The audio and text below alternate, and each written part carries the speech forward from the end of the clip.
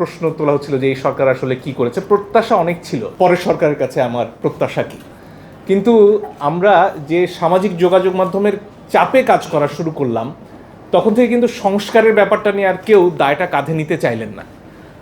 পাঠ্যপুস্তক সংস্কারের মতন একটা প্রাথমিক পর্যায়ের কাজ, যেখানে খুব মৌলিক কিছু পরিবর্তন হয়তো আনা সম্ভব ছিল এই সময়ের মধ্যে, সেটা করতে যখন অধ্যাপক সামিনা লুৎফার মতো মানুষরা এগিয়ে আসলেন, তারা কিন্তু সামাজিক যোগাযোগ মাধ্যমে বিরাট একটা দঙ্গলবাজির শিকার হয়ে গেলেন। এবং তখন সরকার মনে করলো যে যে বিষয়টা নিয়ে আসলে চাপ তৈরি হতে পারে সামাজিক যোগাযোগ মাধ্যমে হলেও কেবল দঙ্গলবাজি হতে পারে, সেটা নিয়ে কাজ করা যাবে না। এবং তখন আমরা একটা দীর্ঘ প্রক্রিয়া দেখলাম, সেখানে অনেকগুলো সংস্কার কমিশন হলো, প্রচুর ভালো ভালো কথা এলো। এবং আজকে যখন নির্বাচনের 1 মাস সময় হাতে নেই, তখন এসে যখন পুলিশ নিয়ে আইন হতে আমরা দেখি, তখন এই যে এত আলাপ হলো, পুলিশের ব্যাপারে একেবারে খোল নলচে পাল্টে দেওয়ার আলাপ হলো, তার কোনো কিছুই প্রতিফলিত হতে দেখা যায় না। এবং সেটা নিয়ে অনেকেই প্রচণ্ড হতাশা প্রকাশ করেছেন। গণমাধ্যম কমিশনের প্রধান বারবারই বলেন যে তারা গণমাধ্যম নিয়ে যে কথাগুলো বলেছিলেন, যার অনেকগুলোই করা সম্ভব ছিল, সেগুলো করা হয়নি। আমার মনে হয় এখানে একটা বড় ভয় কাজ করেছে। ভয় এই যে কোনো একটা বড় পরিবর্তন আনতে গেলে আসলে যেভাবে চাপ তৈরি করা হবে তাদের উপর, সেটা তারা নিতে পারবেন না।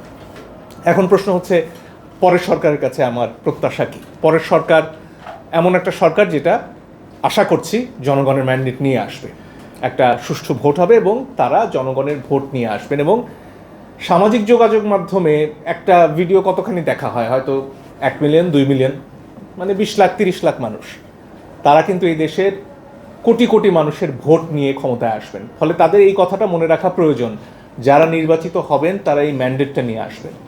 এবং এই ম্যান্ডেট নিয়ে তাদের যেটা নিয়ে ভাবতে হবে, যে কথাগুলো তারা এখন পর্যন্ত সবাই মুখে বলছেন, যেমন একটা সমাজ তৈরি করতে হবে যেখানে আসলে সবার জন্য জায়গা থাকবে, যে বিভিন্ন ধরনের মানুষের কথা আমরা এতক্ষণ পর্যন্ত বললাম, তাদের সবার দম নেবার সুযোগ থাকতে হবে এই সমাজে। এবং সেটা নিশ্চিত করতে হবে এই ম্যান্ডেট নিয়ে আসা সরকারকে। জনতুষ্টিবাদী রাজনীতি নিয়ে অনেক কথা হয় এবং কিভাবে ভারতের ফ্যাসিবাদী সরকার সেটার জন্য প্রভাবক হতে পারে, সেটা নিয়েও আমরা কথা বললাম। আজকে একটা নতুন বৈশ্বিক বাস্তবতায় আমরা বসবাস করছি, যেখানে ভেনেজুয়েলার প্রেসিডেন্টকে ইচ্ছা করলে ডোনাল্ড ট্রাম্প তুলে নিয়ে যেতে পারেন এবং তারপরে বলতে পারেন আন্তর্জাতিক আইনের আর খুব একটা প্রয়োজন নেই, তার নিজের চিন্তাধারা দিয়ে বিশ্ব চললে হবে।